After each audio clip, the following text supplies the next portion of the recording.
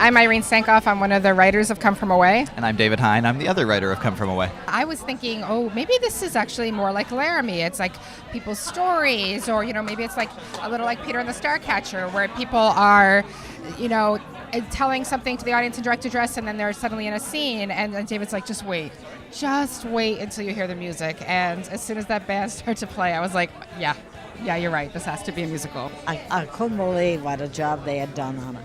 And the audience just went wild.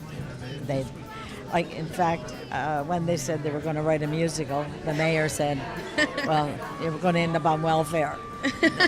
And, it surprised everybody. It's really, and I mean, it's such a heartwarming story. We've seen it 88 times, nine cities, 4 countries, 4 casts. Each audience takes a bit of something different from the show, I think.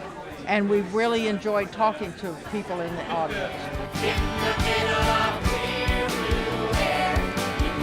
We're overwhelmed, and so excited. We originally thought that Canadian high schools would be forced to do this show because of the Canadian content, and there's lots of characters, and the primary school can be like the rocks and the trees and the animals, but here we are, opening on the West End. Yeah, it's amazing. I mean, every step of the way has been this ridiculous, beyond our wildest dreams journey, and at the same time, even though we're personally like, what are we doing here? You look at the story that we're telling, and it feels like there's never a bad time to tell a story about people being good to one another. And but right now, it feels, it's been so important to us, and it feels thankfully so important to a lot of people to tell a story about people overcoming their differences and welcoming strangers and being good to one another. And it feels like we're hungry for those stories. Our news feeds are so filled with divisiveness and anger and fear that right now it feels important to tell this story. On the first anniversary of 9/11, I wanted to go back to Gander and thank them for what they had done, but they said, no, your debt is paid in full.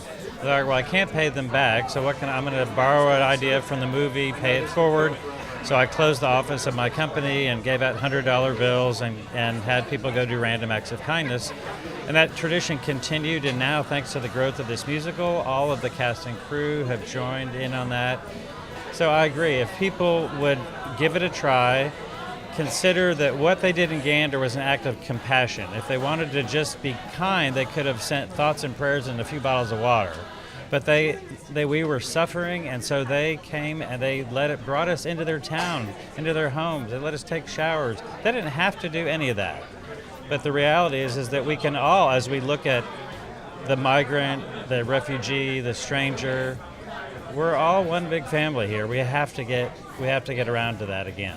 It doesn't cost anything for me to put my hand out and shake yours, for me to give you a hug, for me to say nice things. What does it cost me? And I think that's the message. You just need to do little things that you don't even have to think about, and the thing that people are already taking from this show, people are telling us they're taking from this show, English people are telling us they're taking from this show, is that it's just unlocking something in people. And if that's what this show brings out, if that's the point of this show. The milk of human kindness it's so important, and it's so vital in these times to accept and learn and love one another in times of crisis. The first thing we want to do is panic, and this show teaches you the opposite. Humanity and love and respect, and it's so hopeful and uplifting for human beings.